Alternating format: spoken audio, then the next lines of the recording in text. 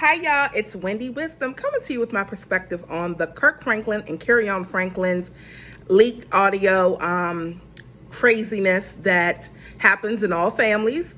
So, I'm not here to bash Kirk Franklin because he's human. He had a human moment with his adult son. I may not agree in the way he reacted, but that's what happens when we allow ourselves to be triggered and, we have some unresolved tension and anger on the inside of us and unforgiveness. It comes out in an unpleasant and ungodly way.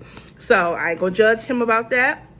But what I will say is that God is using this family to help all of us to check in with ourselves, check in how we have communication with our loved ones, and it's shedding light on a lot of parents and their toxic behaviors towards their children and grown children, okay?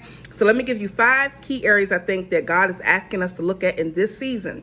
The first one is parents. You are the first God that your child will ever know, okay? So sometimes I get it. Relationships don't work out, but also keep in mind, whatever seed you plant in your children, you're going to reap the harvest of that. Whatever that turns out to be. If you're condescending, if you're very critical, if you're very controlling and verbally abusive or physically abusive, or just dismiss their feelings or gaslighted them, whatever it is you planted in that child, you are going to reap the harvest of that. It will come back to you at some point. Okay? Secondly, stop covering up toxic parent behaviors. That's for family members. That's for churches. That is for adult children. You have to speak your truth. Now, the Bible says, honor your mother and father and your days will be long. I got all that. But the churches forget the second line that comes after that, which says, parents, do not provoke or exasperate or anger your children, or you'll break their spirits, or you'll cause them to be discouraged.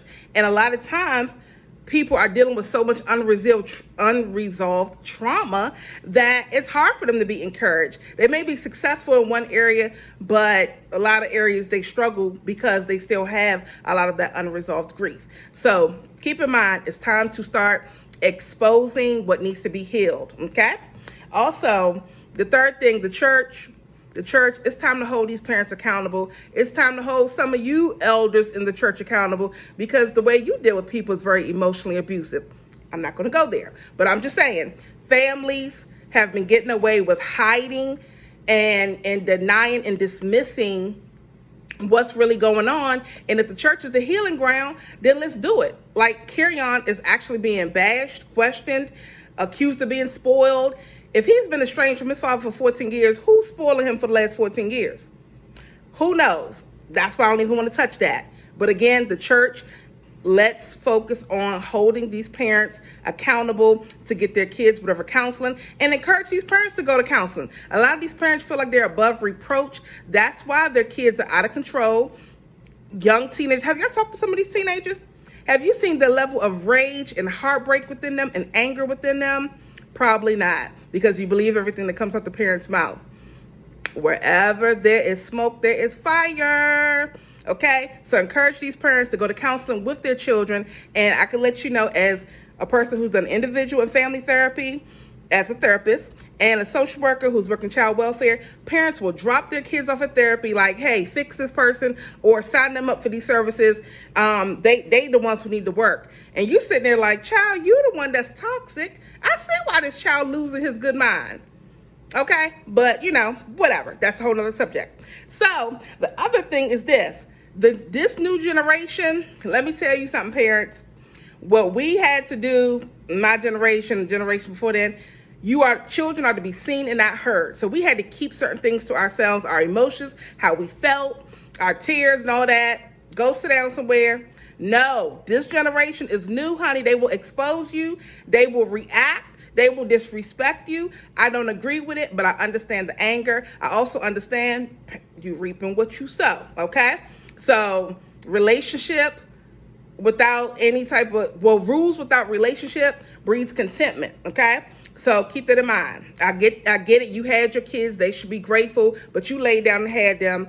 Yes, they should be grateful. Yes, they should be respectful, but respect them also. They're human beings, okay? Anyway, so the last thing is Having boundaries. Yes, there are some parents that need to have boundaries with their grown children, and grown children, you need to have boundaries with your parents. Now, if you still live with your parent, this don't apply to you because you can't have but so many boundaries under somebody else's roof. This ain't for you. But for those who are grown adults, taking care of themselves, paying their own bills, you need to set boundaries as necessary with a parent who you feel is verbally and emotionally abusive, who wants to guilt you, have you deny your story and your experience to still worship and accommodate their toxicity. Game over for that, okay? Time to speak your truth, get your healing, forgive so that you can be set free and still set your boundaries. Don't give everybody access to you just because of their title or position in your life or how long you've known them. If they do not add to your progressive healing, you becoming the best person you could be, adding peace to your life, you need to start reassessing some things. So anyway, family, it's time for us to check in, heal our own families, and judge not so that we will not be judged. Anyway, bye y'all.